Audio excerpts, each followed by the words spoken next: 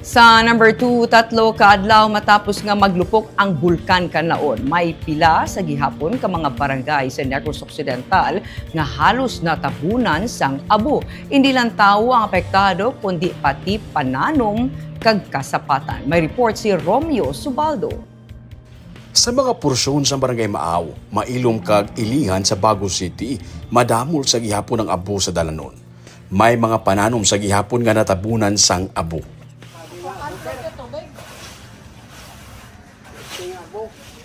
Ang ini nga lalaki sa Barangay Ilihan nagapanilhig sa ibabaw sang atok para makakas ang abo. Hinauyog niya ang puno sang kahoy para magkarataktak ang abo sa mga dahon. Hindi lang basta-basta nga abo ang ginbugas ang bulkan. May upod ini nga sulfur gani nagakalaya ang mga tanom. Ini ang natipo nila nga yabok halin sa dalan, pwede masalan nga pulbura. Pati ang tubig sang barangay kontaminado. Wala sila anay nagakuha sang ilimnon nga tubig sa mga gripo sa dalan. Sa tuburan abi ang source ng ilang nga tubig. Yung tubig natin, hindi po natin may inom. Pwede mo pang hugas, mo pang laba, pero hindi natin pwede ipainom sa mga tao na. Kasi yung ang lupa natin, may chemical na yun eh. Hindi natin pwede. May sulfur. Oo, sulfur. Tapos may metal pa yung kasama. Hindi natin ma-assure sa mga tao natin na talagang hindi siya safe. Safe siya. Oo. Suno pa sa kagawad, may ginpadala na ang syudad nga pwede makuhaan sa supply sa tubig nga ilimnon. Pati kasapatan, apektado naman. Ang ini nga mag-iloy nga karabaw, hindi pwede malawig basi makakaon sang hilamon nga may asupre. Ang iloy nagabusong kag manugbata pa sini nga bulan.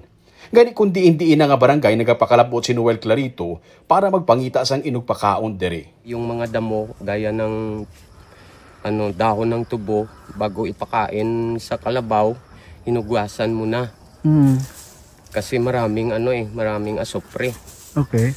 Nung pangalawang araw, doon kami nagkuha sa Barangay Tabunan, Huisca Bago Training Center.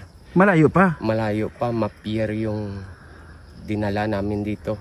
Pero ang iya nga mga pananom nga mga halos 1,000 nga puno sang talong nagkalalaya na. Ang kaingod naman ni Noel nga si Carlito Guillermo, ginpakamaayo nga ibaligya ang iya nga tinday sang sa mapatay na lang inisang balatian. Wala siya sang magamit nga tricycle para kargahan sang dahon nga ipakaon diri. Ang isa naman kakarabaw, nagabusong man. Ini na lang ang iya nga salbaron. Baka makasakit. Dahil? Makain niya. Makakasakit. Dahil may may isopre. Tayo bakit hindi ka kumuha ng mga... Wala akong service. Mahirap. Kailangan talaga ng service. Oo, kasi malayo. Masubmit sang report ang barangay sa syudad para mapahibalo ang sitwasyon sang kasapatan. Pero nagapadayon na karon ang pagpanilo sa mga dalanon sa Bureau of Fire Protection kag Department of Public Works and Highways. Ginatinguan nga makakas ang abo sa dalan. Matiga abi ini kakson, gani kinahanglan nga mahugasan para makakas. Ini para makalikaw man sa mga aksidente sa dalanon. Romeo Subaldo para sa Digicast Negros.